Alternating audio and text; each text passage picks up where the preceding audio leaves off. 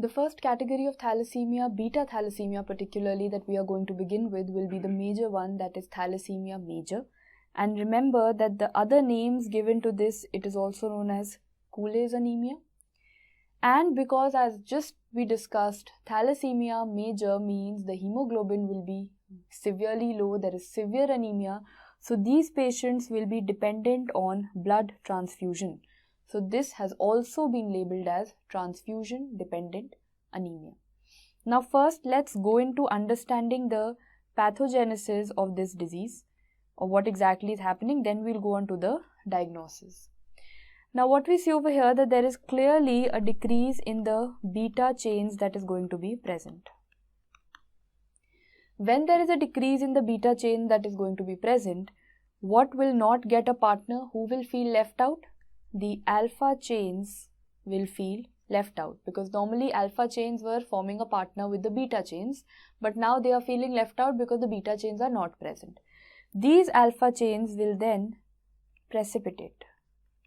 These alpha chains will then precipitate, and then what results is that these alpha chains, when they precipitate, they will result in RBC damage. They will result in RBC damage. When there is RBC damage, there will be hemolysis.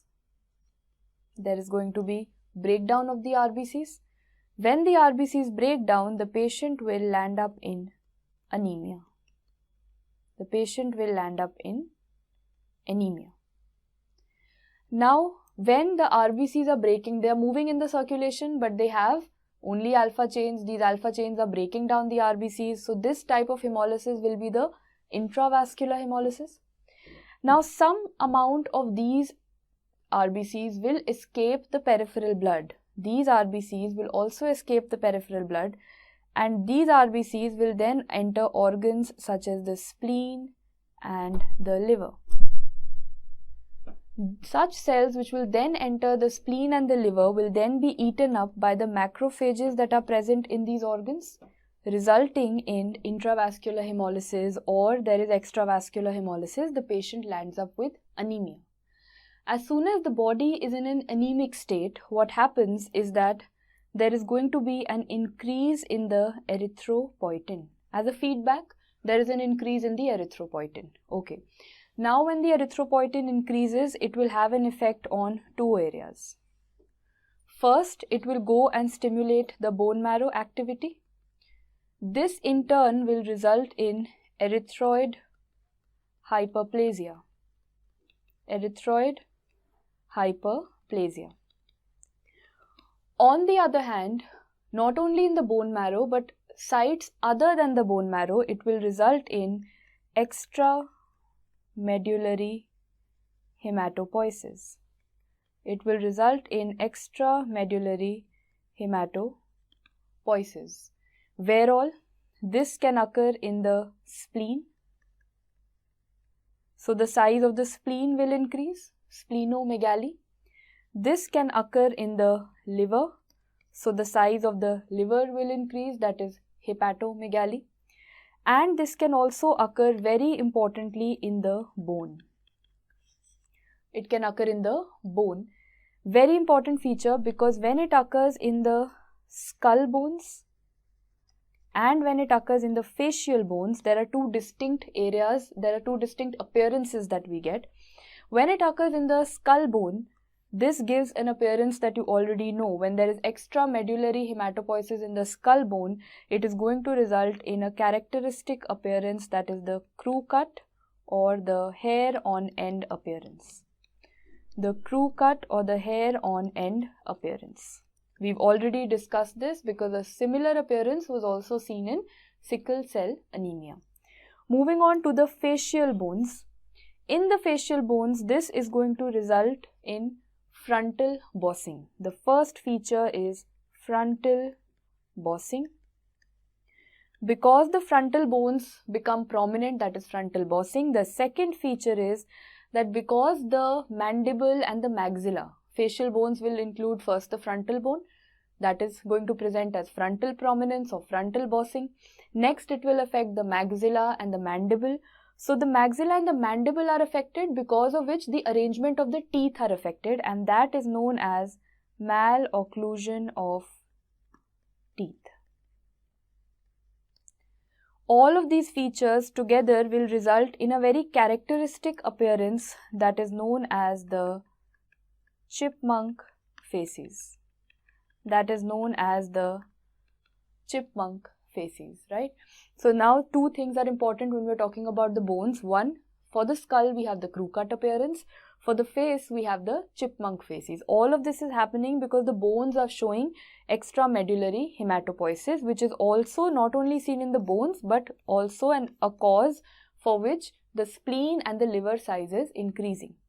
Now coming back, all of this happened because there was an increase in the erythropoietin, which caused erythroid hyperplasia, and so the bone marrow is also trying to produce more RBCs. Sites other than the bone marrow are also going to produce more RBCs. Now one thing that I want you to notice over here. When the patient has anemia, whether it be intravascular or extravascular, so let's take the anemia as separate. How will the clinician or the doctor wish to treat this? Anemia will be treated by giving the patient repeated blood transfusions. Repeated blood transfusion. Number one. Second, when the body has increased erythropoietin.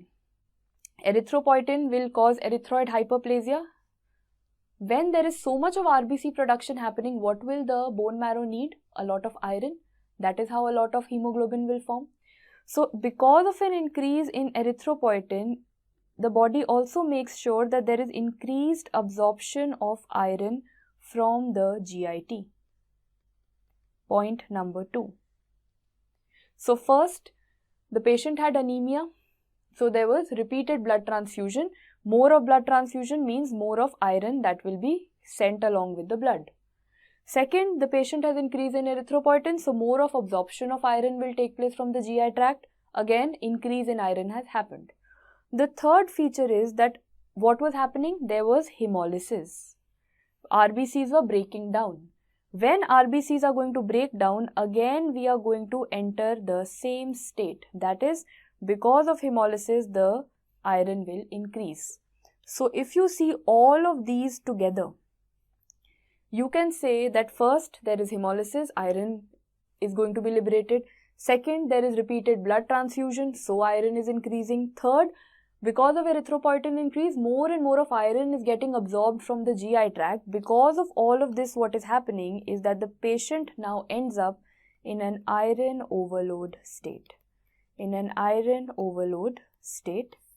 And how will this affect the patient? This first of all can affect the hypothalamus pituitary axis.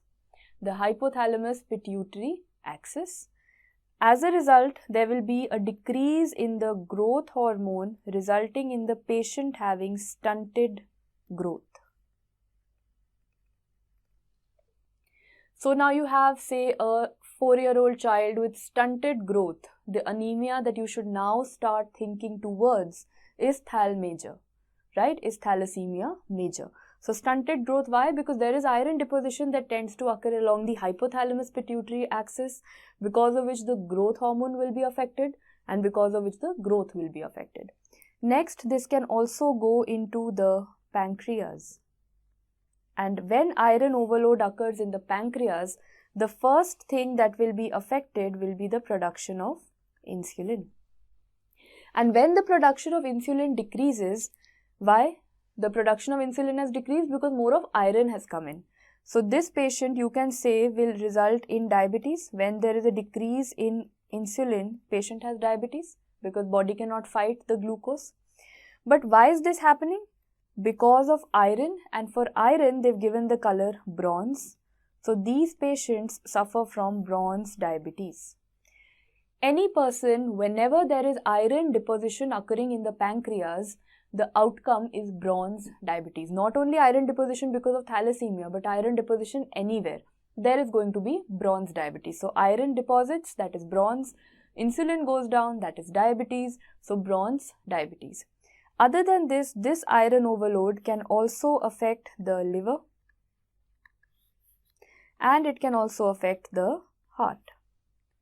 So these are other organs where the iron can deposit and finally result in problem. Later stages and very severe stages can also result in cardiac failure.